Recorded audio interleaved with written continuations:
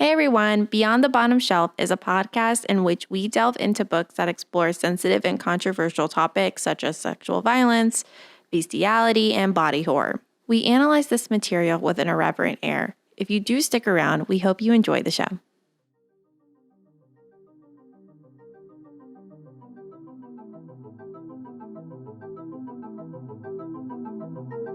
Welcome to Beyond the Bottom Shelf.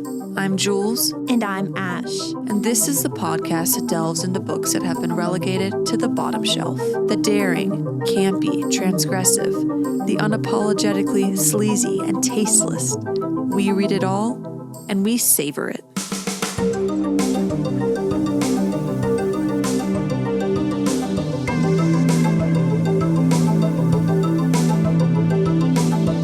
Find out which works of fiction we deem eligible to stay on the bottom shelf and which ones transcend into an honored rank of their own. We call this place Beyond the Bottom Shelf.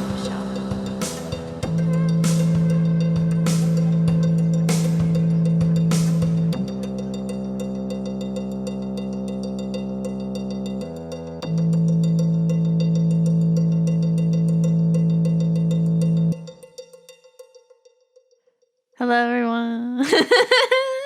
And Jacob's here as well. Oh, yeah, we forgot to introduce him next time. This is Jacob. He's our producer. Last time? You said next time. Last time. Did she not say next time? I said, okay, last time. That was weird. All right, no, I appreciate you introducing me this time.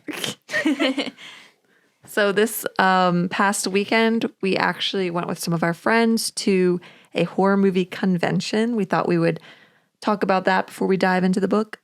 It was actually a really fun time. It was.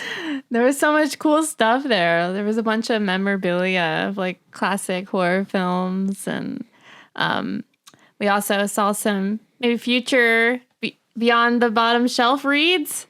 We bought 6 books total, I believe. Yeah. Yes. 2, one of which we'll be talking about next week. And I actually we both got to meet an author by the name of Jack Rousseau.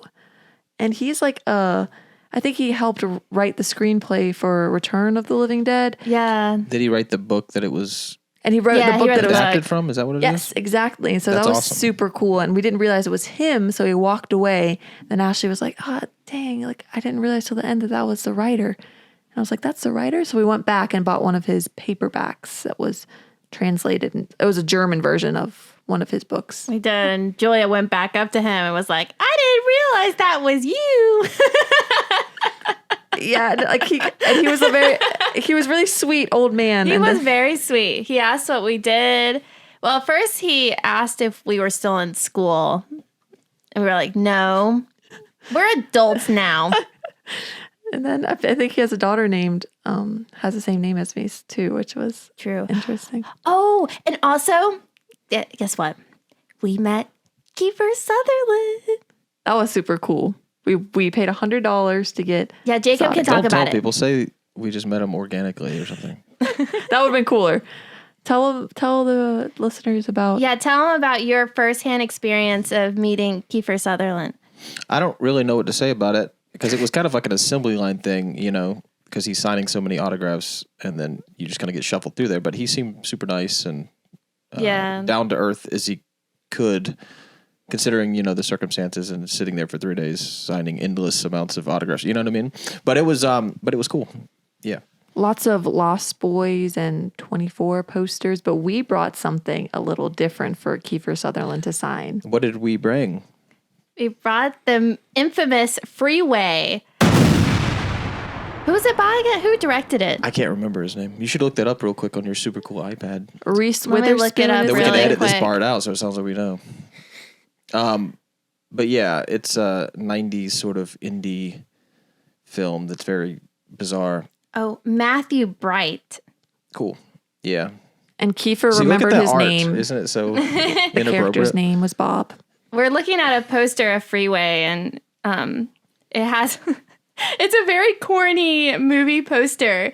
There's like a huge face of Kiefer Sutherland, and then we got a young Reese Witherspoon, And it looks like a cool action thriller, but it's actually like an insane movie. It is very weird. Loosely based on Little Red Riding Hood, or it takes like. Yeah, and then the sequel, Freeway 2, I think is also based on another like fairy tale or something. Look that up real quick too. It's I think that's like the motif, I guess, of these movies. Look at that poster. Oh, is this Hansel and Gretel? Okay, that's what it is. Yeah. So this director likes fairy tales? Confessions of a Trick Baby. I have this movie too, okay. Oh, really? Is it in 4K too? It's Vinegar Syndrome, yeah, it's a 4K. Oh. He signed in white Sharpie across his face, Kiefer Sutherland. A really grotesque picture. Yeah, it was funny. We were like, we're going to get him to do metallic silver because that's going to look really dope. And he just like looked at the slipcover of the DVD, which is very dark. So it would need something like metallic silver or white or something to show up. But he just picked up the white one and started writing. We were like, yeah, we were also thinking white too. And he just did it. We didn't say anything. But we're like, too late. We can't stop. Yeah. I'm just glad he had a good signature and he didn't write like. Of course, he would have a good signature. Yeah, he like artfully positioned it on the thing. Yeah. Like to not cover the. It was very good. conscious. And I'm about surprised that. you remembered the name of his character in the movie. Bob. Oh, yeah, he wrote it too. Bob. So it was a pretty cool convention. Yeah, it was exciting to go. We saw somebody that we knew that actually had a pop up there, and he was selling VHS tapes. We bought some books, lots of just like. Puppet Master, we saw like a lot of stuff from that as well. Random Puppet Master stuff. I'm trying to think of things there we saw. Like action figures. Action figures. Puppet Master. I remember the puppets. We saw like the puppets there. I was hoping for more physical media stuff, but it was a lot of like crafts and sort of, which is cool. And, a bunch of like action figures and stuff like that. Collectibles. Be some like freelance artist people there too, and they were selling their art. Yeah, Jacob left the convention having bought nothing, which is a miracle. Yeah, we bought more than him. I was like, because if you know Jacob, he collects a lot of physical media, so I was like, what? But again, there wasn't that greatest selection of like VHS tapes or DVDs or Blu-rays, but anyways. It was fun. It was a really cool time. And you were in that little, what do you even call it? VR haunted experience? I don't know if I would call it VR. It was like VR. It was like a trailer. It was literally a little trailer, and it was like some immersive sort of. They called it 4D. They called it 4D, and there was like the guy that what they mean by 4D, I don't mean to interrupt you, but it's like 4D just means like living life and existing in real life. No, the 4D. Because it's not like it's a. No, they blew like water at us. Does that make it 4D then? Yeah, it's just an immersive experience. But that's what so 4D when people is. say 4D, they're referring to like a real life, like a show. Yeah, it's like they like spray smells into the audience, like shake your seat. The fourth dimension is like the sensation stuff. Yeah, like these smells. I see what you're saying. The rumbling seat.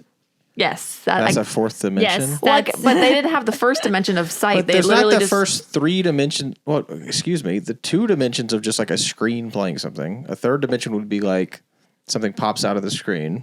Mm-hmm. The fourth dimension is like fart smell or something. maybe they should have called it 4D. Yeah, because there was no screen. We were literally completely in. I think it's like a buzzword kind of thing. Yeah, it made it sound cool, but it was this little shed that was in the convention center, and you sat in a seat. It was super kind of like. Yeah, junky. I was scared. I didn't go on it. I guess you could rent it out, and they had a camera in the corner. I think they could have like made some effects cooler, like the sound effects where like it sounded like it was coming from a speaker. I feel like maybe like even they just need to upgrade the quality of the speakers, maybe, or maybe put like a bunch of them in there, like a 360 kind of surround kind of thing, like a 3D audio thing, or have us wear I don't know, something like that, something that would have made it, because I the whole time I was like, this sounds like it's like a recording of something. So was it like just being in the dark the whole time with audio? No, it was playing like a story about this asylum character. You had electric shock therapy done to you and it was shaking, and then the seat flew up at the end. You guys could see like on the screen what was happening, and then like water splashed at us. It was audio the whole time. It was complete blackness. Couldn't see anything. It was pretty cool, that part, but overall, like, it was 5 minutes. It it felt like I felt claustrophobic, but I wasn't really scared. But Do you think we could make an immersive thing and yes, put I it in a literally thought trailer and about drag that. it around town? And I think you could make a lot of money being like a party for real. venue. ours Right? would be $8 instead of $5 because it's extra cool. We could make it so much cooler. That's the thing I was thinking You about. know what the would whole have time. made it really scary? If like there was like a guy waiting outside taking the money and he had like a pig mask on. He was a very scary Oh looking my guy. gosh, yes. If they would have like the climax of the thing would have been like him poking his head in and like you would have sensed the movement of a real figure or person. Or maybe he's in there the whole time. They just have it dark. And he finally moves in the last minute or I something. That thought would be that's what horrifying. like was going to happen. I was hoping there would be something creepy with him coming in at the end, but there wasn't. They told us as they were sitting us down, they're like, there's no actors. They're going to jump out and scare you. And I thought they were telling us that to like throw us off. I was like, oh, there is going to be, but there wasn't. Yeah. So it was just being in darkness, hearing this story played, and then your seats shake. But it was still cool. It was worth the $5 in my opinion. Yeah. I mean, yeah, it was just $5. So. Right. No, that's cool. It seemed kind of cool. But yeah, I guess they have to give you those disclaimers. It's like to really do something Right. actually surprising and actually scary and actually disturbing in some way, they'd almost have to like break some sort of regulation. Yeah, you would have to sign a waiver or Right. something, right? Yeah. Something like that, yeah. I kind of expected that. I was like, are they going to give me like a clipboard with the paper? But no. So maybe I should have taken that as a sign that it was going to be a little lame. Yeah. There wasn't a waiver. But enough about the immersive experience in this silly horror con. I'm ready to hear about this week's selection. Speaking of being stuck in small places, I'm not going to go into the synopsis yet, but that was a perfect transition because the You ruined title. it by saying that. You should have just kept going with it. Oh, sorry. Okay, but That's fine. spoiler alert: this book is called "Bitch in the Box," right, by S.B. Medina. Yes. And I guess I found this on Goodreads. It was recommended to me after we started talking about making a podcast, and I was really fascinated by the title. S.B. Medina is the writer of Bitch in the Box, Lost Ladies of the Nightmare, and Dread, Desire, and Damaged Dreams. The latter two being more erotica. This is what she calls splatterpunk. Yes. Do tell. So splatterpunk, I did a lot of research on splatterpunk. It's basically a subgenre of horror that came about in the 1980s as a retaliation against mainstream horror, of the type of horror that was big at the time, less is more. And it pushed back against like this idea of, oh, you have to be subtle with the like your horror. And it's graphic, gory. The depiction of violence, it's total depravity, lots of sexual violence. Depictions of the splattering or the splattered body is big in this. And the person that came up, what I could find, it's not completely sure if it's accurate, but the person that came up with the term splatterpunk, it was at a convention in the 1980s, was David Shao, who actually was credited, he's credited with coining the term splatterpunk, but he's helped write Texas Chainsaw Massacre 3 and The Crow. He did the screenplay version of The Crow. You should have mentioned The Crow first. That would have been more interesting. Yeah, it's just weird to go go back into The Crow like that. You're like, Chainsaw Massacre 3. And then The And Crow. then The That's weird. That's a But great basically, movie. he called it, when in defining it, he calls it hyper-intensive horror with no limits, which I think is a pretty accurate way to call it. And the cinematic equivalent is, think like Saw, that might be not the most great version, but torture porn. Splatterpunk, when it came out into the 1980s, it was the term that's of importance is punk. Like it's a rebellion, it's a retaliate. Oh, that makes sense. So often we like hear just like splatter, like the grossness, the graphic, the gore. But punk, just like punk music, is rebelling against something. So again, the slow burn horror. Robert Bloch, who's a horror writer, he like early on criticized the movement. I read this by this article by Lee Blackmore. Bloch seemed a conservative, advocating quiet horror and often speaking out against explicit violence in print and film, which is exactly what splatterpunk did. It's explicit violence. But yeah, so there is, I guess one thing I want to end on is that there is division among horror fans on what is and is not splatterpunk, because it's kind of transcended into what we call hardcore or extreme horror at this point, because it was splatterpunk when it was a thing in the 80s, right? Because it was the punk part, again, the retaliation against the mainstream, but now it's transitioned into just being called extreme horror. So people nowadays that call themselves splatterpunk, a lot of people that are horror fans say like, oh, that's just hardcore or extreme horror, because they think that splatterpunk as a whole is kind of like dead. There's no... Yeah, because stuff that would be splatterpunk in the 80s is now just pretty mainstream in terms of the, you know what I mean? In terms of the level of the violence and stuff. That stuff's it's reasonably tame, the 80s, some of that 80s splatterpunk stuff compared to... Yes, exactly. Modern stuff. So would like the tip of the iceberg be like, I don't know, Stephen King?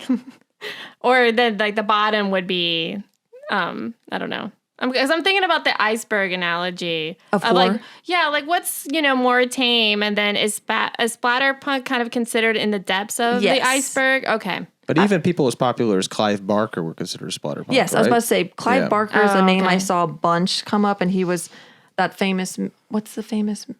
Why can I not think of the famous movie screenplay? Oh well, you mean like the movie? Or yes. What? Or Hellraiser. Hellraiser, yes. So talk about a little. Which I can't think of the name of the. I can't, but it's basically. It's got a different name. Yeah, the book has a different name. But Books Clive of Blood Barker is his famous series of short story collections. And that's considered splatterpunk. And also Joe Lansdale, I saw his name come up a lot, is a splatterpunk writer. But all these people now, when you look back at their stuff, are reasonably tame. The only thing that does make some of their stuff still kind of like edgy now, I guess, is some of the elements that would be, considered less PC by today's standards. Some of the language used and some of the sexual violence and stuff like that. But in terms of the actual gore and the goriness and the gruesomeness and the blood and stuff like that, that stuff, while it may have been shocking in the 80s, it's less so now, I think. Yeah, we're like more immune to it. And I think another important point that was said by, I found this on a website called Pico Blaze wrote it, and she or he delves into splatterpunk. If you're going to include any kind of extremity in a story, then there has to be something else there to give the extremity value and meaning. Extremity for the sake of extremity rarely works well. So take that as it is. But basically, there needs to be some story at the heart of it, where you can't just be writing just a bunch of depraved characters, right? I feel like last week you sort of mentioned this, but when talking about erotica, how it can be an interesting element incorporated with other stuff, but not when it's the only thing you have. Just it can solely be based on pretty thin just by itself. Yeah. Exactly. Like if it was just like depraved scenes like that, for example, in Bitch in the Box, then there needs to be something driving it forward, right? You need all the other elements or interesting characters at least. But I enjoyed reading this, and I think we're excited to delve into it and see if it fits into because the author, S.B. Medina, calls herself a splatterpunk writer, extreme horror, whatever you call it, because again, splatterpunk, back in the 80s, it made sense to call it that, but now it's just transcended to extreme horror, lots of depraved scenes in this. But yeah, I'm just going to read a little bit on what I found on their Goodreads bio. S.B. Medina believes in pushing limits, casting aside all restraint, and allowing the imagination to run wild. It's through stories that put an imaginative twist on our darker passions, particularly those that mix themes of domination with the supernatural, where S.B. Medina feels most at home. If your reading taste runs to the weird, the taboo, or the forbidden, then you're in good company. So, yeah. We should use a couple of those words for the intro, change that out. The taboo and forbidden. I know. Those are good words. Those are good. Yeah, they're good adjectives. So the intro may sound different next week, okay? Honestly, this whole genre was very enlightening for me because I have never in my life have read anything in this realm of this genre. So it was a fun experience. I haven't either. This was my first hardcore horror book. I mean, I've read The Cipher, which is credited as being a splatterpunk. Some people say it is, but I don't really see that as splatterpunk. This was the first book I read that was this depraved, I guess. Have you read books from this genre, Jacob? Or yeah, a little bit. I'm fascinated by them, and I always sort of like in my research to find interesting, strange, independent like horror stuff to read. This stuff will come up, and I've read some of it, and like I do kind of get it. I find some of it like super readable, just because it keeps you super engaged because of the content. You know what I mean? But I don't necessarily usually walk away from them kind of like thinking it was better than the sum of its parts, or that it was like some great book or whatever. I'm sure there's stuff out there though that is really good, that transcends the genre a little bit. But but yeah, I'm not super experienced with it. But I'm excited to hear about this particular story because Jules has read me a few passages, but and kind of like hinted at some stuff, but she didn't want to tell me too much because she wanted, I think, for me to experience it here firsthand. So yes, exactly. I really it was hard to secondhand, firsthand or secondhand. One of the hands.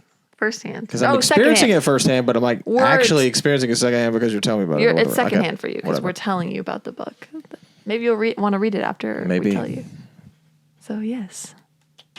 Okay, let's do it. All right. I'll just go ahead and go into the synopsis before we maybe do some like general of how we feel about it before we go into the analysis. Mm-hmm. Okay, so I'll do the synopsis.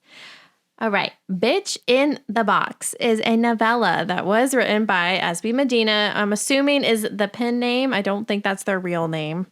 So this is a story that is told from an omniscient POV.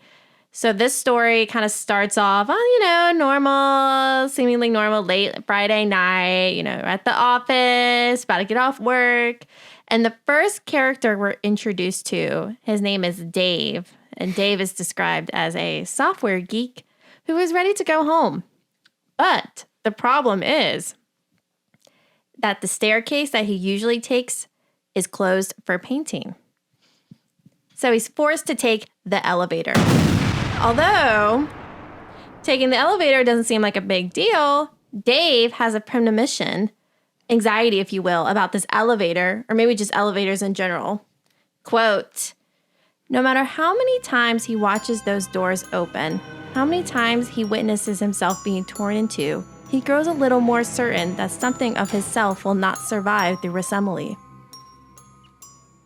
I thought that part was cool. I know, right? It's a cool quote. I wanted to put it in there.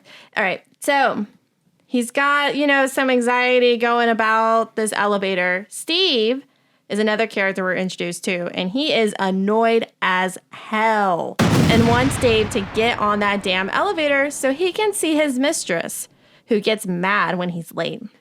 Okay, so he's sitting there pondering getting on the elevator and holding it up? Yes, because and the other guy's mad. Yeah, is he on a different floor or right there next to him? The person that's in the elevator is mad. It opens and because there's a sensor on the elevator, so it's not closing because he's getting close enough.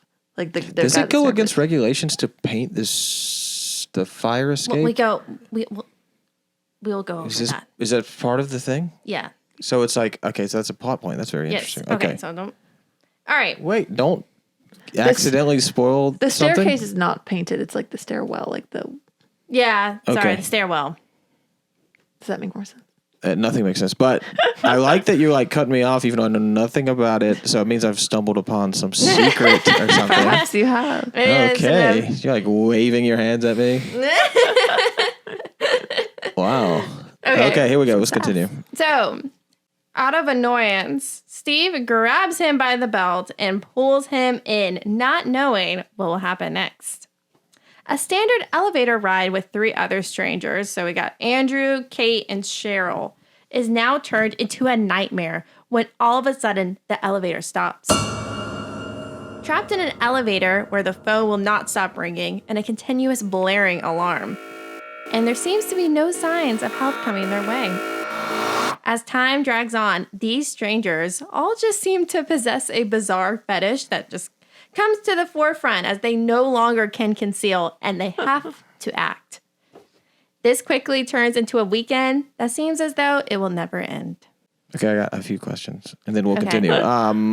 So the first 2 characters you described, the guy stalling at the elevator door and the other guy annoyed because he's ready to see the mistress. Mm-hmm. Those are the only 2 characters up until the elevator ride that we see them like their life before getting on it. Yeah. And then when we switch to the other characters, they're already on it. There's other. Or do we see everybody's lead up to the elevator? No, or not see they're it, but already read on it. the elevator with Steve. Okay, that's interesting. Why are those two characters? The author does like this like roving narrative. It's like omniscient third person, but it goes like close. But it's not like one at a we're time. segmenting it and then tracking everybody's before the elevator, on the elevator. Like it doesn't. So it's just roves in a linear fashion almost. Yeah, but you get a don't taste go of backwards their in time and you then get a move taste forward of again. their fetishes and stuff through when it switches to them. Gotcha. It's like Steve is annoyed by the guy, the geeky guy that's holding up the elevator. And then it roves to the other person already waiting in the elevator and the other person standing next to that person. But it doesn't keep backing up to their morning or whatever. No. Okay, got it. No. I see what you mean. Mm-hmm. Yeah. Thanks for question. clearing that up. No, yeah. But see, SB Medina does it a lot with the narrative and like shifting between everyone. It's like a very interesting thing that they do. We'll go more into it when we go into the analysis. But anyway, what will happen to the 5 strangers in this confined space? Will their fetishes that they once relied on for pleasure ultimately be their demise? Or will someone soon provide them solace and rescue them from the horrid death trip of extreme depravities? Only time will tell. Can I give you a hard time about something? What? Last week, we were criticizing the swamp person for the rhetorical questions. And we end with rhetorical questions. I thought it was okay for a synopsis. But, okay, It's a that's fine. synopsis. Yeah, you're It's right. supposed to be fun. It's not like published literature, okay? Yes. It's supposed to be funny. No, it is funny. Okay. It's like ironic a little bit. Yeah. Which is another literary device. So many devices that. here. Okay. This sounds very interesting. I'm ready to hear more. Pros and cons. Well, how do we feel overall? So one thing right away, going from the erotica of last week to this book was the prose. The first page, the prose just seemed so much better. Like Oh even my God. cool imagery. I thought it was purpley at times, like purple prose. Yeah. But even the thing with the elevator opening and Dave seeing his body being like torn in half, it was cool. At some points, the exit sign, that imagery got a little weird, and I don't know if it made complete sense, but it was pretty. She was describing the exit sign as like the tendrils coming out, and when I think of a tendril, I think of like a tentacle thing, and she was describing the exit sign as having tendrils. Does that make sense? I'd have to read the passage, but yeah, typically a tendril, I would think of like a long finger or tentacle kind of thing. Exactly. So that was an image that was cool. It sounded like really interesting, the prose, but it didn't make sense. Like there's sometimes similes and metaphors that kind of, when you think about them too hard, they're like, wait, does that make complete sense? Well, I can read the quote for you. I have it right Okay. here. Flickering, blood-red tendrils creep out from the exit sign, ready to seize their prey the moment its back is turned. Okay. Yeah, I mean, it makes sense, but it's just, I don't understand the reference of referring to the redness of an exit sign actually like manifesting in a way that it would reach out with tendrils. You know what I mean? I don't really know what To claim their the implication is there exactly. And it's just kind of a strange image. You can kind of imagine it, but I don't, maybe there's more context would make it make more sense. I'm not sure. It makes sense, but I don't really understand the image, I guess. the lights of, so Let me ask you this. Is it somehow a reference to the person's state of mind or their fetish that's being revealed or something? was that when it was Dave's perspective? Where Yeah, it was. I don't think so. I don't believe it has anything to do with Dave's fetish. I like being in the position of trying to analyze this without having if read anything, his anxiety of going on the elevator, maybe claim it's prey, like he's Is this the guy that has anxiety about it? claustrophobic. Yeah. And Okay, Yeah. that makes kind of sense. That makes more sense I mean, to it's me. kind of interesting to use the exit sign and the redness of it as like a point of interest of like having this It's like foreshadowing almost with Or- it. No. having this emphasis in it being a way of like personifying is not personifying. I can't think of the right word. It would here. be. I think it would be personifying. But to say his claim it's fear or whatever, prey. like making it into a symbol, like the exit sign is a symbol for it. But Can't exit. yeah, I'm not sure if that was like the I mean, maybe like the big doors opening or closing them in or something. Maybe something like that would. It was like be an a better animalistic, like the jaws metaphor of it. or symbol. I don't know. I Yeah. think I overanalyzed when I was reading But it. no, It I stopped hear you. me in my tracks. I don't. We don't need to get caught up in this little thing, but it is kind of interesting. Yeah. And just to clarify, there are a total of 5 characters. 5? Mm-hmm. Trapped in this elevator. 3 guys, 2 girls. And I don't know. The prose made this a very more easy read for me. I enjoyed it. But did I enjoy every time picking this up? I mean, I had to mentally prepare. Oh my God, y'all. I literally felt my stomach like churning a little bit. Like every time I picked my Kindle up, I was like, oh God, here we go. I was like, what's going to happen next? Yeah, and that's the bad part about this individual being a good writer is that it makes the disgusting stuff more effective. Because it, like what wasn't effective it. last week, like we were saying that the author, the book we read last week, she didn't get into those juicy details, but this author did. It was the most disgusting. This person went for it. This is what I was asking for. Okay, well, let's go into it. We don't want to push too much. All right. Where should we start? I think we should start with the big guy. What's his name? Oh, Andrew. I have another question real quick about the format. So you reveal a bunch of fetishes as you go. Each character has a fetish, and that's sort of the theme here or whatever. Is there actual plot developments in the elevator? Like, is there people trying to escape? Well, yeah. Yeah, just broadly speaking, is that kind of how it goes? There's like this effort to And be you like reveal things about them. Yes. Like, It does get into the fetishes really, really quickly, Really quick, but I think you kind of have to for a novella. Like she did not waste time getting into the fetishes. But there are attempts at escape. It often reminded me of like Saul. I thought of the movie Saul. Yeah. And people getting themselves in like bad predicaments. Exactly. Yeah. I have one more question. I'll shut the fuck up. You described earlier that there was like a constant ringing sound. Yeah. To create more tension and like make everybody go a little crazy. That was definitely a motif throughout. Every chapter started. Yeah, imagine like a film adaptation of this. It would just be like super gnarly and super loud and super so loud. It would be like that movie Climax or something with the shrills. I had to remind myself that it was supposed to be super loud. Right? Yeah. I know. But I think they did a good enough job of trying to bring it back into your, imagery, if you will. That was actually happening. It didn't get forgotten. It keeps like beating it. Yeah, and that would be effective, I think. That makes sense. I think that's a good way to do it. Every chapter opened with like 8 hours later, 32 hours later, the phones kept ringing because it was like phones kept ringing, the lights kept. That's cool. My question, I guess, is, and maybe this is something that I should say for like this is a spoiler in some way. Is it absurdism, or is there like a technical reason that this is happening? It's not absurdism. I will let you. It's not absurd. Not. So that's why it's not like bizarro fiction. It's not absurd. Okay, because it almost it sounds like just like a surreal circumstance. You'll see. But somebody's done this or something. Okay, got it. Let's get into it. So, you want to start off? Okay, so maybe we should start introducing the other characters. So we in chapter 2 get introduced to Kate and Andrew.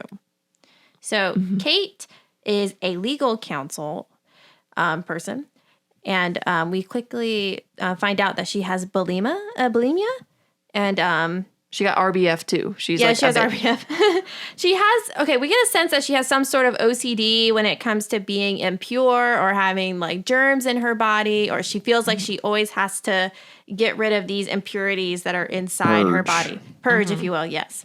So that's her thing. And then we have Andrew, and Andrew, our big boy. He's fat. I'm sorry. He's really big. But anyway, Andrew is somebody who has, I don't know how you say it, like a constant feeling to suppress his hunger. Like he always has the need to eat. He's basically like My 600-Pound Life. They're addicted to. Sounds like you just wanted to say that he was hungry. He is. Well, it's extreme though. Right, I understand. Yeah. Everything's heightened. But he always needs to. Yeah, we'll get into that. But he gets again, the fetish is a sexual, like all these things have a sexual arousal element. Yeah. So the food does that. But I think it's kind of interesting with Kate and Andrew. Their like differences is kind of interesting. Different sides of the spectrum. Yeah, it's a little interesting. But anyway. Like outgoing and incoming. Yeah. Yeah. Exactly. Okay. So, this story just goes straight into it. So I'm just going to go straight into it. Kate's body is basically telling her that she needs to vomit. That's her. It's like an obsessive thought. She has to vomit, but she's stuck in this elevator, right? Well, she can't hold it anymore. So, girl starts vomiting in the elevator. I think it even like implies what she ate. She had like there was like a steak in there, and like a chocolate bar. Medina gets into the details. She does, and describes like this feeling in the stomach. She vomits really quickly. That's like the first main incident, right? Yeah, and when she's vomiting, she kind of uses this quote. I'll just say it: "The sensation of fat adhering to fat is physical, something that intrudes upon her ever waking moment."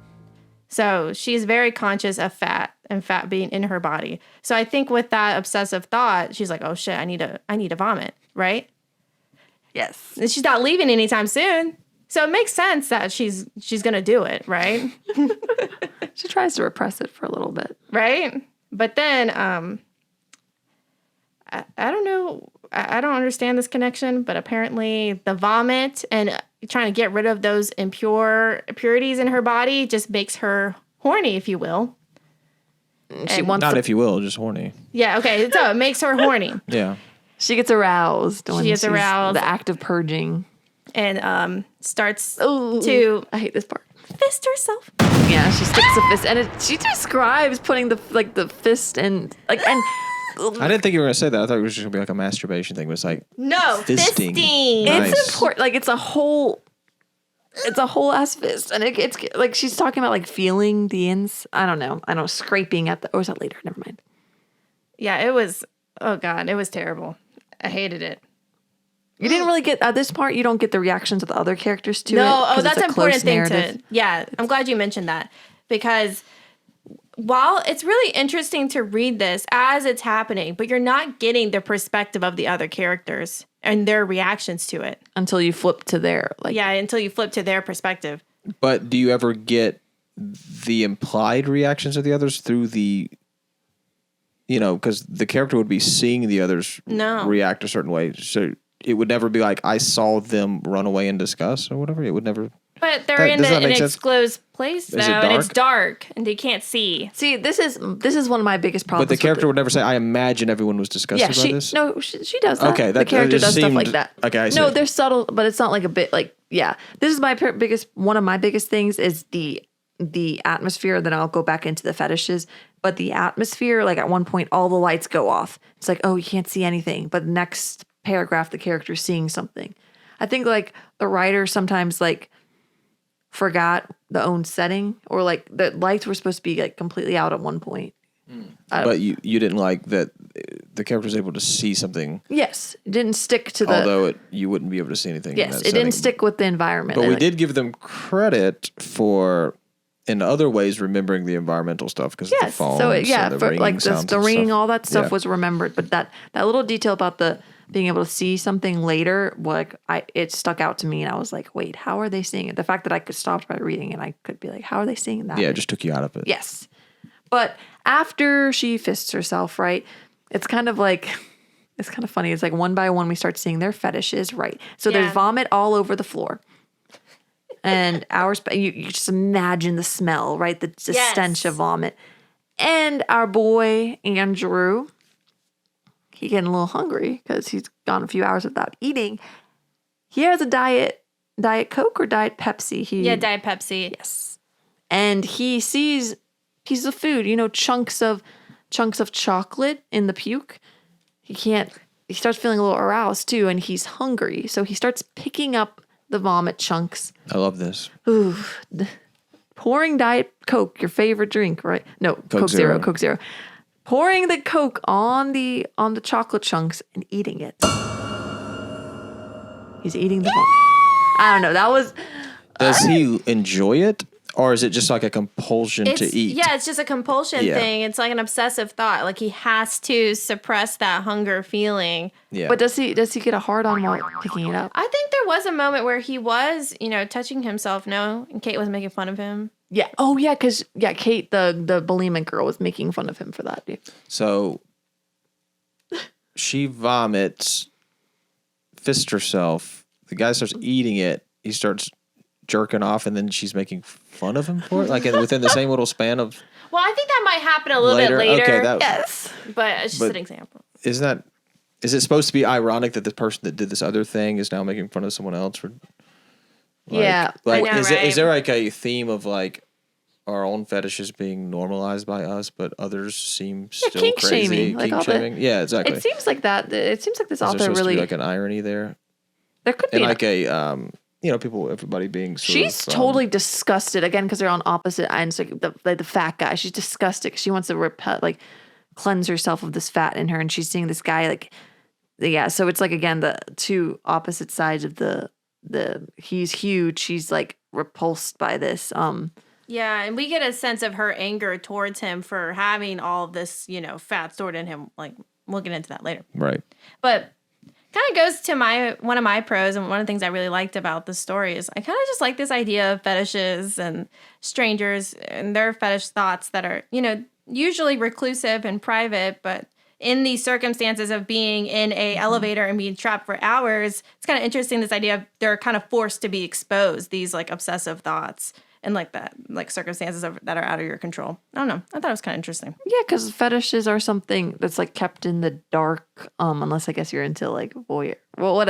Yeah, that's like something like the dark side, the recesses of the mind, and they're forced into this like confined area that comes to light.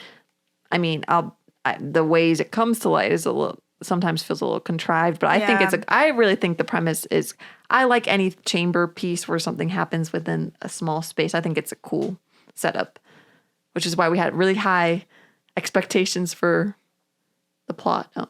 Anyway, what's the next fetish? You want to know what the next fetish is? Yes. Oh, we're going to talk about that one part. You talk about it. I don't even know what part. We got to. So that happens in the same chapter. So we learn about, when Kate vomits and starts fisting, and then with Andrew eating the vomit, this all happens in the same chapter. And now this next part also happens in it. Okay, get ready. So what happens is our man Dave also has something that he can no longer control. Mm-hmm. And I don't even know how we got to this point. He describes his fetish as something as if he kind of catalogs each kind of out there fetish that you can possibly think of, and he forces himself to fetishize about He's them. Almost like superpowers instead of fetish. You know what I mean? They're very strange. So his fetish is to consider other fetishes and has to take part in them, like compulsively? I guess so. Like he kind of forces himself to think about it, and This seems like a contrived thing to make crazy shit happen in this story. Perhaps that's what it is. Yeah. Okay. So that's interesting. So what happens as a result? This is the geeky guy. Remember, he has like Cheeto. When he came into the elevator, by the way, he had like cum on his pants. Is this the guy scared? The guy that's scared. That was very nerdy, skinny. But not the fat guy. No. Fat guy is eating the puke at this point. Gotcha. So he had. Okay. We just. Did you say what do you have on his hands? Cheeto dust. He had Cheeto, and like that was just a small detail I forgot to bring up. He had Cheeto dust, and he had cum. He I guess had jerked off at the office. He had. Why was he just walking around with it? Oh, in his pants. Yes, okay, that makes more sense. I thought it was on his hands. I was very No. confused. Anyway, describe the fetish here.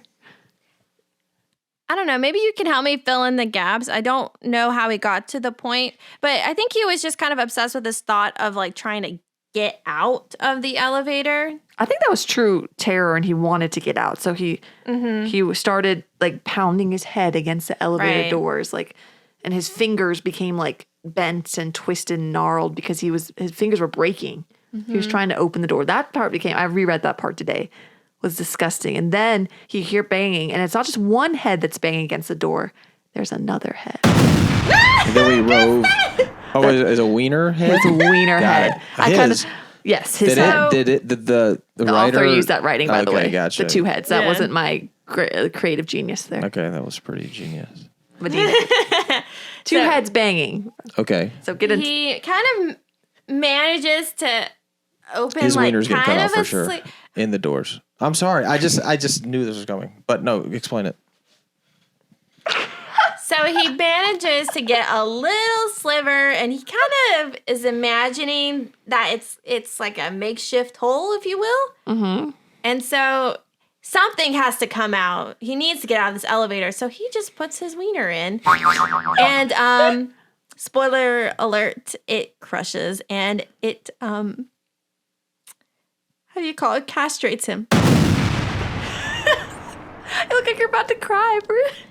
It's so weird to start remembering this. I was pushing it back in my memory. To the recesses of your mind. Yes, exactly. It was disturbing because his penis gets stuck in it, and then Dave, I think, pulls him back, and he rips his he's penis dead. off? Yeah, He dies? Yeah, he died. I guess he that makes dies. sense. Well, yeah. Okay, sorry. At first, I thought it was gonna be unrealistic, and he somehow, but he dies instantly. So the penis is in the elevator, the crack in the. But I guess he died doing what he loves. Yeah, so it's He had a moment of pleasure. Can I read this one part? There's a concave cavity in the kid's head and a depression just below his left eye socket that matches the blood depression where his cock and balls used to be. So there's another hole in his head? Well, because from the banging. Oh my God. Okay, sorry. I got distracted by the penis stuff. I forgot about the banging his head on Remember, Splatterpunk, splattered bodies. No, I understand. I just, for a moment, You were forgot about distracted by the castrated. So he has two holes now. Yes. A wiener Indention. hole and a head hole or whatever. Okay. There's more holes later as well. Yes, very much Excellent. So after that, so we have 3 of their fetishes out of the way. We're still not sure about Cheryl. She's just giggling in the back. Yeah, this girl wearing oversized clothes. She's mysterious, just sitting there. Yes, giggling, wearing oversized clothes. So giggling at all these events? Yeah. So an insane person. She kind of seems. She seems like an insane person. Yeah. Yeah, Okay. definitely. Okay, so after all of that happens, when do we find out about Steve and I think that might be in chapter 4. Okay, so in chapter 3, oh God, I can't do this. You got it. Kate, the vomiting, not enough. She still has some impurities in her body. It's just a thought that will not let go. She's still convinced. Normally, I want to guess, but I think I might get it right again. So I'm going to stop guessing. Don't guess stuff. again. Because your mind's in the right place. I know. So normally when she is doing this on her own, take out the context of being in an elevator. She knows she does the vomiting, but she also has to shit. I think diarrhea a lot. Isn't it implied she took laxatives? Yeah. So, yeah. So Kate needs to shit. And she can't shit in peace. So she's got to expel that fat somehow. And she just goes for it. And she's describing, the smell that's being described of the vomit and the shit. I'm just like, ugh.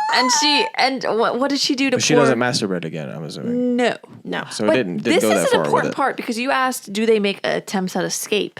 And this is one time. This part was pretty gory. I'll let you describe that. But she is trying to go through the light shaft, right, in the ceiling. I'm like, the first time I was like, okay, good. Somebody's actually making an attempt because they were spending hours not doing anything. Mm-hmm. She wants to find a secret place to shit. So she's like, if I can just get through that and go to at least the top of the elevator, I can poop by myself in private up there. So she makes an attempt. She makes an attempt to escape, but she starts bashing her arms through. Do you have any lines? So this quote here, fluorescent gas explodes in a cloud around her face as pieces of glass fall around her like bloody snowflakes. Pretty. And meanwhile, she's getting 3rd-degree burns on her arms and stuff. That part was pretty hard for me to read. So yeah, that's when she shits because that was unsuccessful. And it's describing as her it describes her panties at one point, and she pulls the body of Dave over to the corner to make a corner for where she can shit. So she like sits on his body and shits into the corner. And that part was harder for me to read than the throw up. Something about poop was like, I think I would prefer vomit in like a confined space than if I had to choose one of the two. But no, I think most people would say the same thing. Really? I say hell no. You would rather have the vomit? I really hate vomit. So you would say you would want shit vomit instead? Interesting. I mean, I'd rather neither, but you guys should do a poll. This is disgusting diarrhea. Like this is the type that's going across the floor. And tell us what you guys prefer, shit or I guess it depends on the. But at one point the characters like one of the characters consistency of it. Yes, it does depend. This is diarrhea. It's runny, and the Dave's like pants get into it at one point. I remember that was a gross detail.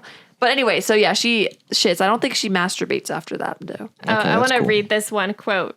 Steve said, "What I do know is that I don't want to be spending the weekend surrounded by your shit and puke." He slaps her. "This is not a fucking toilet." Wow. He's our hero. So, okay, this kind of leads into Steve and his background. So, Steve, so when Kate was in the light fixture and trying to get out, she is kind of using Steve as a way to kind of propel her up to the roof. Like a base. He's like the base. And as she's like kind of standing on him, her foot is kind of around his crotch area, and she notices that it's like I forgot hard. This. Does he have a foot thing? And so that's too simple. Yeah. We find out, I don't know if it's in this chapter, but we found out that he has a cage around his penis. Oh, that's the hard thing. Yes. I see. So it's like inanimate. Okay. So not a foot fetish. No, that would have been too easy. But there's a cage around his dick, and and we learn about his mistress later. Yes. So Steve has a trans Filipina mistress. By the name of Kimberly. Yes. He's cheating on his wife, who is apparently terrible, cold. Like super traditional or something. Yes, a homophobic. Yeah. And he's had this cage on his penis for like a while. Is it a fetish to have a cage on the penis? And his mistress is in control. She has a key to unlock it. So he's nervous because he's being late for Kimberly's his meeting with his mistress, and he's nervous what is Kimberly going to do?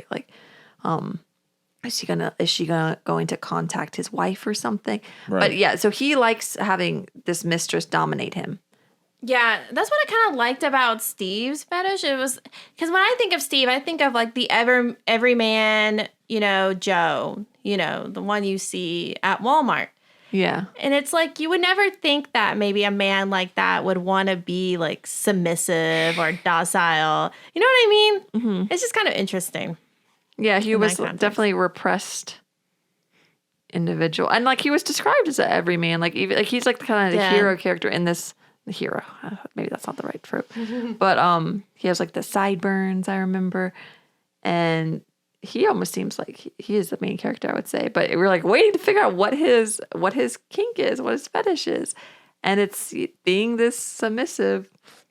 Yeah, so like she said, Steve is kind of I hate to say hero, but he kind of is like the man who's leading the charge to try and get everyone out of the elevator. So knowing this about his mistress, he wants to get the hell out of its elevator so he can not only see his mistress, but also so she won't tell his wife and everything about them. He has this brilliant idea that he's going to take Dave's arm. Oh, God. And sever it. Okay. Body and horror. Use it to try and wedge the elevator door open. It didn't work. Did you think it was unrealistic how quickly he got the arm? Absolutely. This is where what does he use? He takes Dave's. I think he finds a nail file, right? Yeah. Or something ridiculous. So he just starts twisting the arm in the elbow socket so much, and then finally tears it off. And then he takes away the flesh. He bangs it against the door, the meaty arm, until the flesh starts coming off and stuff. This is silly. It is silly. Yeah, it seems so like dumb. What? How would that get the door open? This is what I struggled with because this is where a fleshy thing wouldn't pry something open. The anatomy rules didn't make sense here. I did a thinking of an arm and a bone. I was like, this would take so much longer to do. And he got chiseled the bone and he wedged that between and the bone broke in half. Okay. But I felt like everything happened really quickly, but. Okay. I'm sure this is meant to be heightened and stuff. Yes, still, yes, for sure. And it was effective. It grossed me out still. No, yeah, it definitely was still effective. If you kind of expel the intricacies of anatomy and all that. But anyway, so after that did not work, Steve's pissed, Kate is pissed. Everyone's not happy. Except maybe for Cheryl, who's giggling in the back. You don't, yeah. But anyway. There's no camaraderie among them. They're not happy about the arm thing? They're not happy about the arm? Well, they're just happy. They're not happy because it didn't work. Yes. They're like helpless. But they're not really trying anything either. Why are they mad? Well, I don't know. I think this is not a good time, okay? Right, There's shit in, vomit. It's a fucking that's toilet fair. in there. Okay. Okay, so anyway, Kate is especially just had it. She's kind of on her last straw.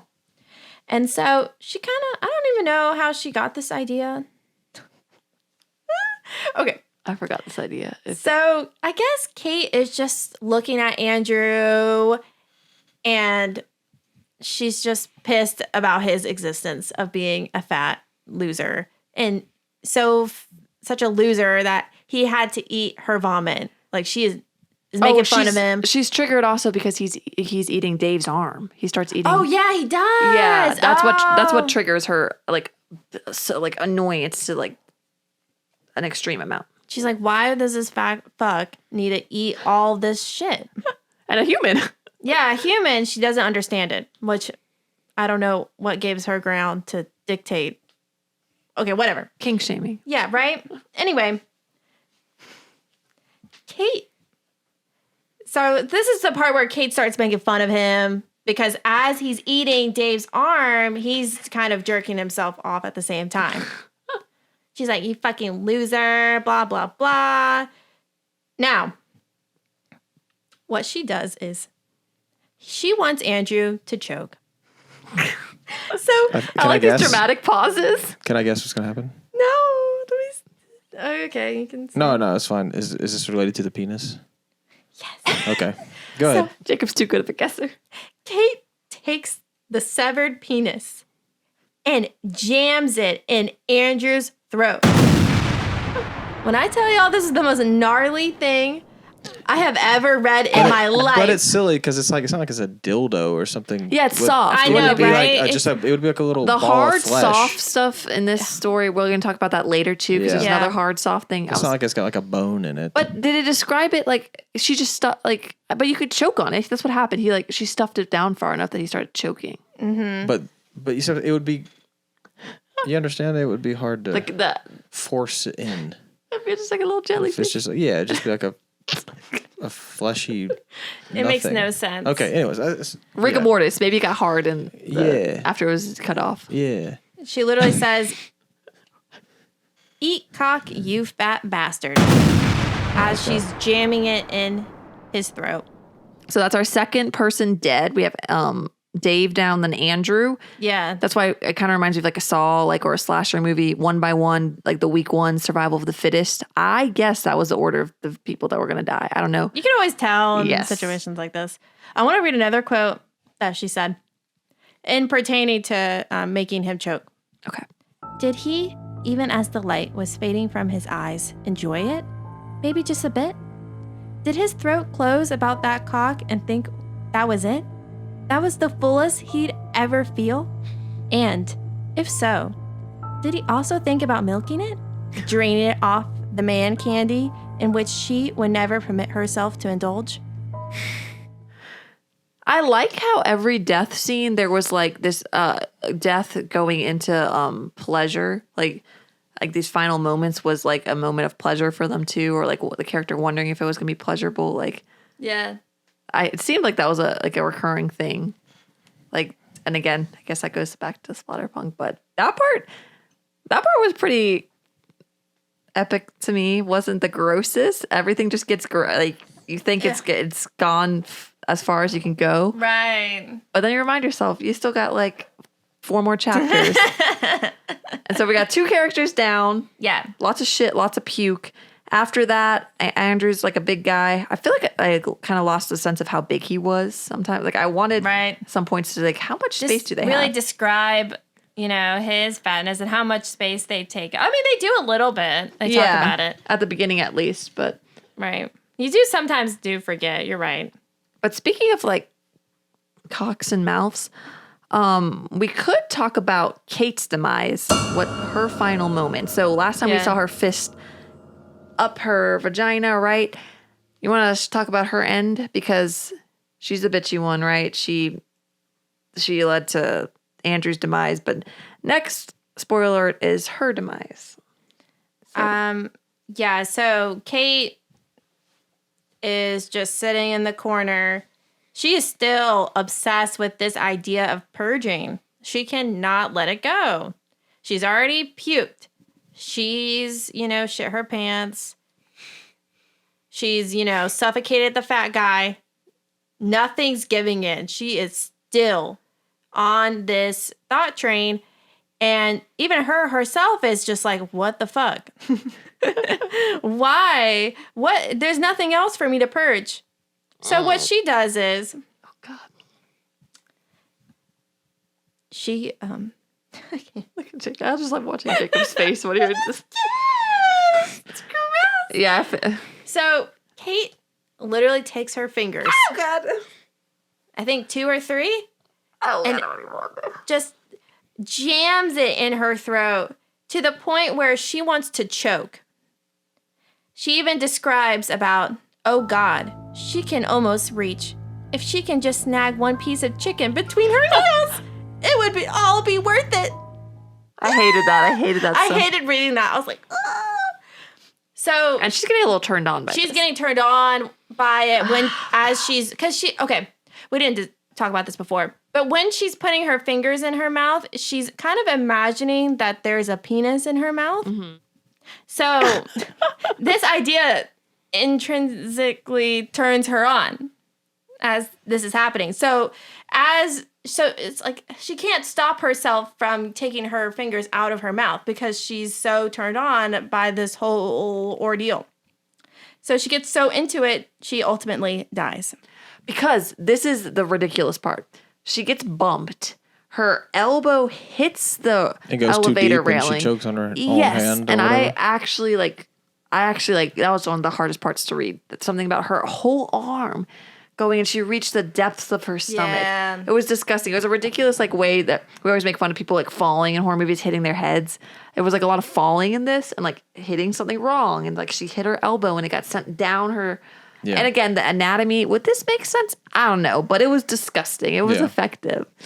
But Jacob, it would almost be like an effect that Screaming Mad George would do. Yes, exactly. We've been watching Reanimator, and I want to still watch Society, but it was a visual, like a lot of these visuals are almost absurd, but like a surreal image almost. Yeah. Yes.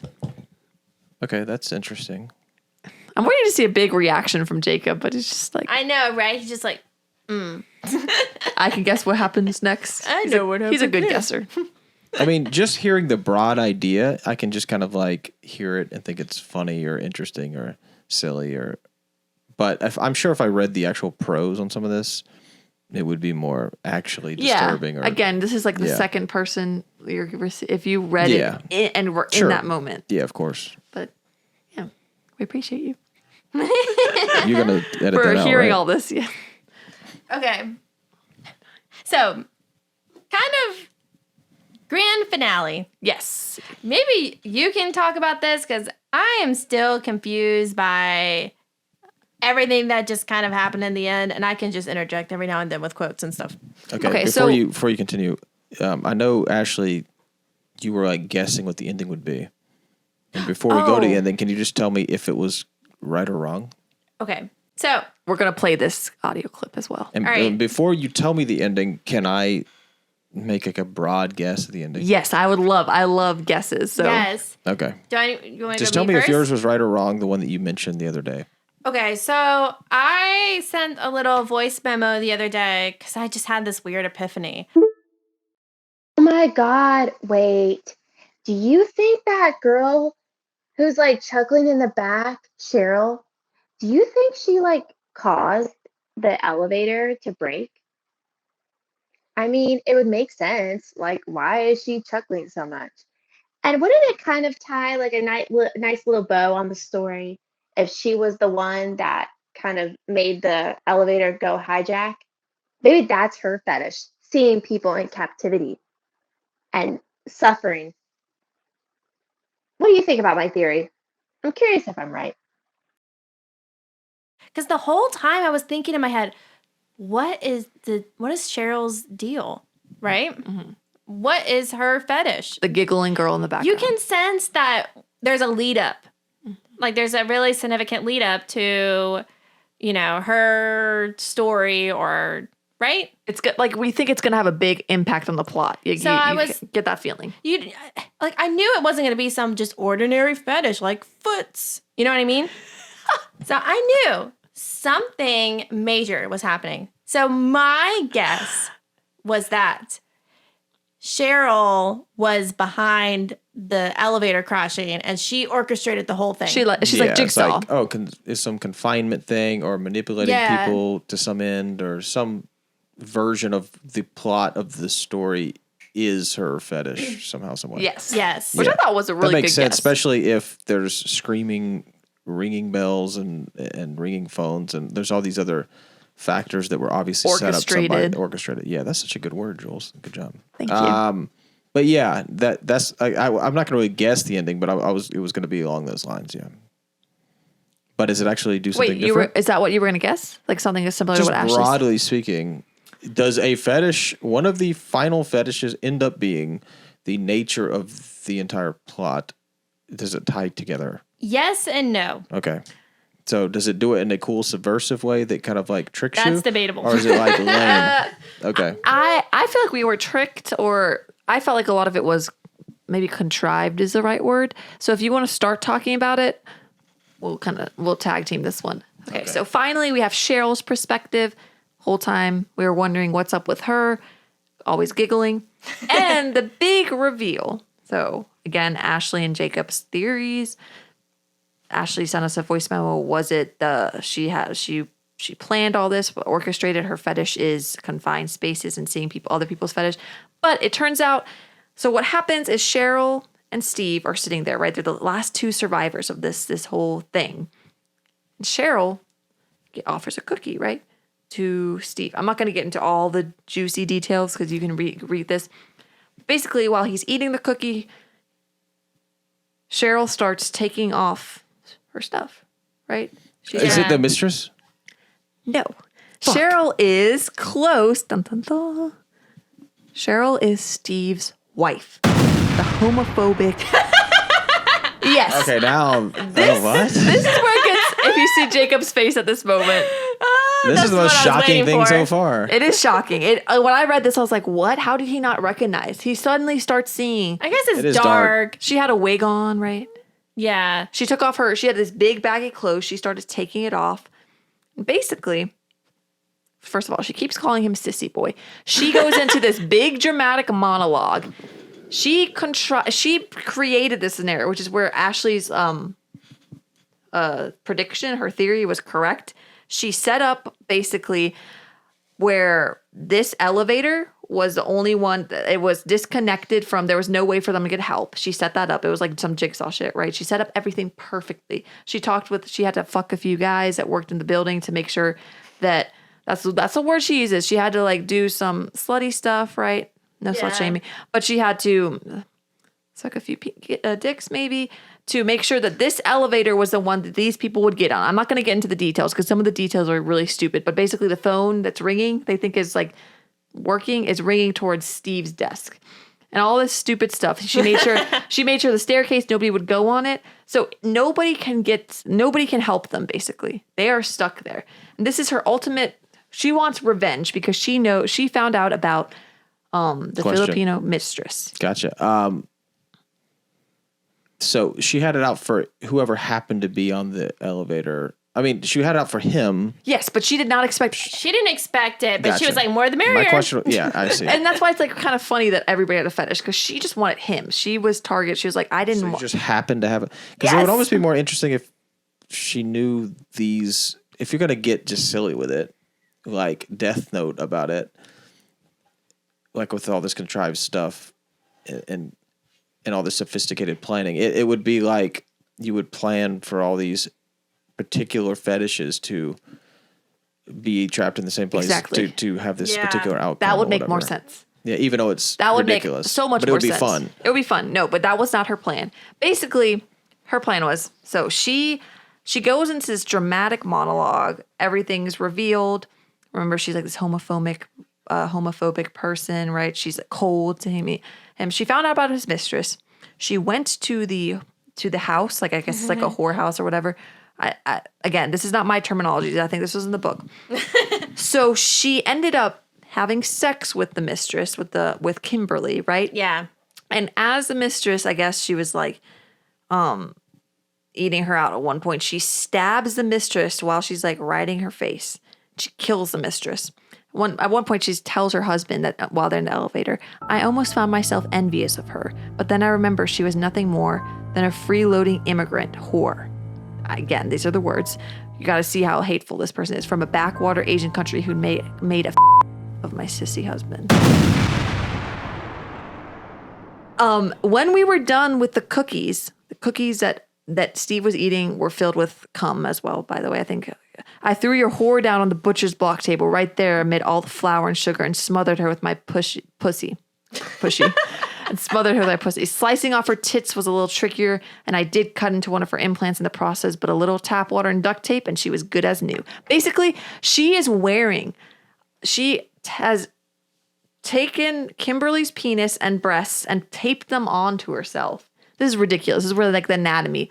And not only that, is there an ultimate point about being this repressed, traditional, conservative person and actually secretly being queer and secretly being... I believe that this author was making commentary. Yeah. She likes to explore gender. Like if you go to her website, explore like the repressed and all that stuff. And I think this was commentary on that. And I think, again, the repressed conservative, more the roles, because basically what she does, which is going into that their theory of like what's the greater message here. She has the mistress's penis like sewn on, I guess is like a flappy little thing, right? Because it's not connected to muscle anymore. But she's describing it as being hard though. Yeah, which is some magical realism. I guess so. But I'm not going to indulge too much. She fucks. First of all, she cuts a hole underneath her husband's scrotum, makes basically a new hole for her to fuck. So she becomes a penetrator instead of the aggressor, instead of the penetrated. And I think that goes back into that. She, with her duct taped on boobs or whatever, she cuts a hole under his scrotum. Oh God, this is hard. She doesn't cut off his penis, but she makes a new hole.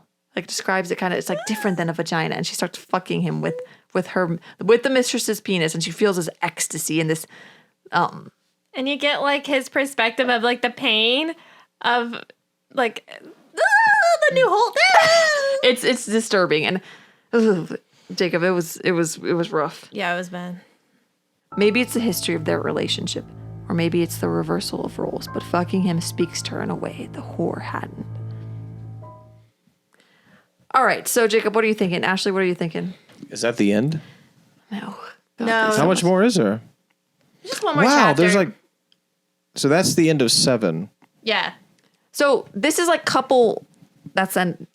He has sex, but he calls her all these mean things. Like, he's sad that his mistress so after this is happens, murdered. Chapter 7's happening? Is this after the... Yeah, okay, so after he gets basically raped by his wife, right? Okay. He starts calling her crazy. No one could love her. She's a racist homophobe. Gotcha. Again, your prediction is right. She didn't orchestrate this. She didn't expect all these people to die. That was just a fluke. And then, basically, we can go into how this ends because... Okay, so that wasn't the ending. So, okay, so by the way, how does this happen anyway? So is Andrew trying to get out? Not Andrew, sorry. Steve he's trying to get out, but they have a weird mishap and they fall. Like, I don't know. That He started choking on a lifesaver at one point too.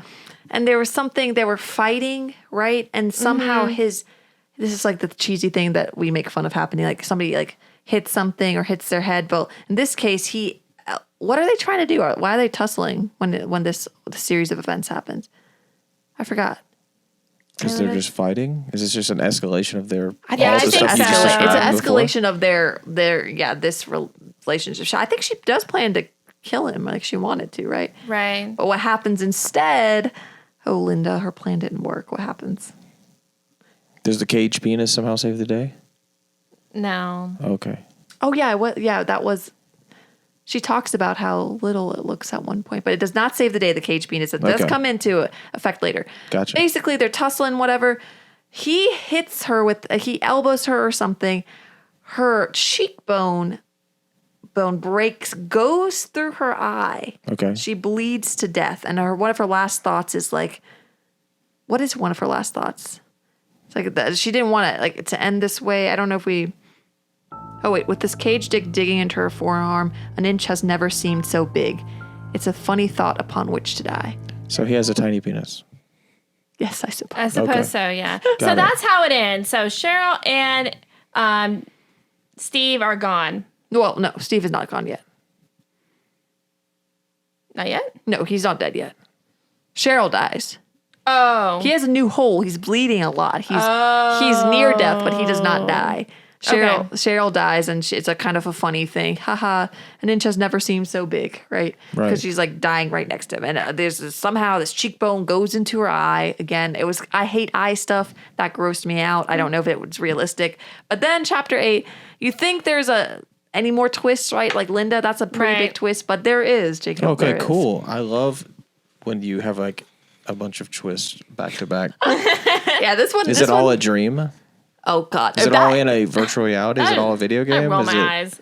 No. It's a little ridiculous, but Okay, I can't wait. All right, Please Ashley, dig into it. Okay, so what happens is chapter 8, we get a new character. So we just jump perspective to a new character? Yes. Yes. And it's kind of a little jarring for the reader. Like, wait. Yeah, please. it's like, who? Yeah. Who's this? So I don't know if their name was ever revealed. But anyway, he is kind of like a janitor type. I think his name is Carl. Carl? Yes. Okay. So you don't really know what his purpose is. It almost seems like he's just there and he's just waiting for the elevator. But then the elevator dings and you see this, you just see disgusting bodies, mess, yeah. shit, vomit. The smell's horrid. And that's why you know something's up, because he doesn't react to that. No, right. He doesn't react to it, but he has a bucket next to him or something like that. Yes, like a cleaning bucket, like So a he mop has a bucket. fetish. Well, okay. Hold on. Sorry. God. So Controversy. we get a revelation that he sees that shining cage on Steve's penis, and he was like, I gotta get that cage. And now, Steve's asking for help because Steve thinks his life has been saved. He's like, oh my God, thank God. Help me, please. He's dying on the floor. But nope, he just wants that cage to go back to his Filipina mistress. You see what's happening? Can you guess? Okay. I kind of like zoned out for a second. He takes a plastic bag and he picks up the thing, and then he's talking about his mistress, right? Okay. His mistress is a Filipina mistress as well. Not only a Filipina mistress, the mistress. Yes. Kimberly. Okay. Linda did not kill Kimberly. She killed the wrong Asian mistress. And what did Carl tell Steve? What is the point of this? Listen to this. I don't understand. Your wife fucked up, my friend. Like all the other white bitches in this country. She can't tell one Filipina from another. Okay.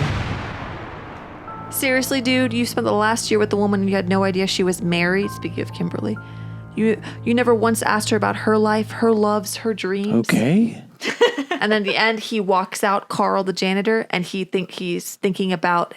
brooding on getting his whipping later, maybe hoping that because he brought back the Kimberly that didn't ask. Was he sent to get it? Yes, How does he was know? sent, not just any, because Kimberly will know if it's a chastity cage that's a new one. So- She wants the used one. So this his wife orchestrated all this. Let me tell you, hold on, before you get, what Carl you were introduced to earlier, that was the person that she like sucked his dick or something to set up the elevator. So it does actually make sense. Yes, in this really roundabout way. Okay. So he was the mastermind was actually Kimberly. Boom.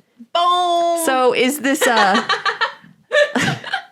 because Kimberly ultimately knew that and she didn't his die. Wife was going to do this to him. Yes. Yeah. So lots of commentary. Was this like the ultimate humiliation controlling thing? Because that would make sense kind of if there's this mistress relationship where he's like sort of being dominated by this dominatrix character, and this character gets ultimate control by ultimately being behind the entire plot of the story. See, is that kind of what it's going for? It does do something that's like that. That's kind of interesting, but I'm not sure if that's... She has the power the whole time, and you're like... Yeah. Right. And it's like also like...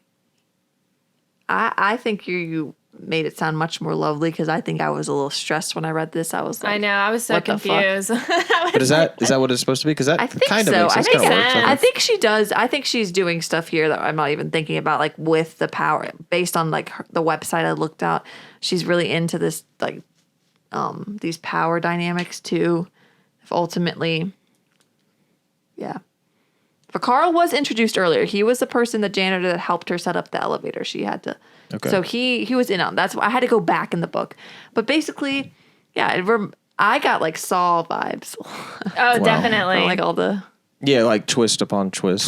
And me and Ashley were talking. Who's really pulling the strings? That kind of stuff. Yeah. And I don't know. I felt like it was a bit cheap. I don't know. In my opinion, I don't really like twists. That's not my thing. Maybe other people like that. And I don't know if that's like something that's very popular in this splatter punk genre or horror, that there's a twist and then another one and another one. Yeah, I love a good twist, and I like you do incorporating them into stuff, but they have to like. I mean, but it's so easy for them to be lame and eye-rollingly bad. Yeah, and I can't quite detect if this is that because I would have to probably actually read it, get the full context and everything. But it's and sometimes I think you could be like an irony to twist. You could almost start layering on twist as a joke, as a meta and kind of having almost. Fun with it. Because I can see someone doing that. Maybe she... like an absurd series of twists that kind of are fun and funny. I kind of like that concept. But, yeah. I couldn't tell if she wrote this book like she just had... Twists can be bad, yeah. If she just had a cool premise, like fetishes and that, like didn't really... Or like when she thought of the idea, did she have the whole like plot figured out? But my problem, I guess, is the fetish thing seemed like such a big motif, and it seems like the final twist or the final... reveal would be related to some ultimate fetish. Does that make sense? That just seems so. Maybe that's predictable, but it does seem like more poetic and a little bit more cohesive of a thing to do. And I was wondering if maybe like it would go back to Steve at the end, but it stayed with this Carl character, and like I guess the fetish it did stay with Carl's idea of being whipped later. Yeah. So it stayed with the sexual like. I don't know. Okay. It ended on a sexual thought. Okay, cool. But. Yeah, that's it. So I think overall, I thought it was really gross. Like I said, I've never read anything like this in my entire life. But I did think it was really cool. And I'm glad I read it. Do you think it went beyond the bottom shelf? For me personally, and I guess it's just because I don't have anything else to compare it to, but I think it does go beyond the bottom shelf. It went there. It was something. It did We're going to play a sound effect there. What do you think, Julian? This was a hard one for me because I had high hopes for the ending. I was like, what is it going to do? What is this book going to do? Right. But honestly, I'm supporting SB Medina. I'm going to say this does go beyond the bottom shelf. The writing was good. Yeah, the writing was good. I thought the roving narrative was pretty cool. I thought there was cool images. Some of the anatomy stuff was just so... It's stupid. It was ridiculous over the top, but I guess it did transcend to a special place for me. Like it's so disgusting and transgressive, and I don't know. It was hard to read, but I weirdly enjoyed it. I wanted to know what's happening next. The characters are really well developed too. Yes, I like the characters. I did too. Much better than the last book. Yes, they had their own distinct voice. Yes, which is a plus in comparison to Get in My Swamp. What do you think, Jacob? Well, I can't say if I think it goes I down guess- because I didn't read I guess it, you're but right. it sounds like a Based pretty on what cool you story. heard. Pretty interesting. I mean, I have some issues with it, but this is just from hearing a summary of it, so I don't know if that's necessarily Right. fair to the author. But what are you guys gonna read for next week? I'm super excited about this because we have signed copies of this book. We met this guy at the horror con that we were at. It was super cool. He showed us that he actually has a movie coming out. He shows the trailer. The book is called... He's directing the movie too. He is right? directing the movie. So he No, wrote the book. he's and not directing it. Okay, so somebody is adapting it for him. Yes, someone else is. Okay. His cool. name is Gary Lee Vincent. He's a writer of lots of books. And the book we are reading is called Crack Coon. You got to listen to find out. We already started it. We already have some thoughts, but We'll save it for then. So stay tuned for that. Before we go, can you tell me if you would describe Crack Coon as a extreme horror? we'll describe it as camp. Very campy. Okay. But not And extreme. kind of in on the joke, obviously. Yes, in on the joke. Yeah. That's a great way to put it. All right, so join us next time on Beyond the Bottom Shelf. Thank you, guys. Thanks for listening. See you guys next time. Can I do a bunch of different buys? Yes. And you can pick the coolest one. Do it. Bye. Thanks, everyone. Catch you guys next time. Okay, I'm going to hit stop now.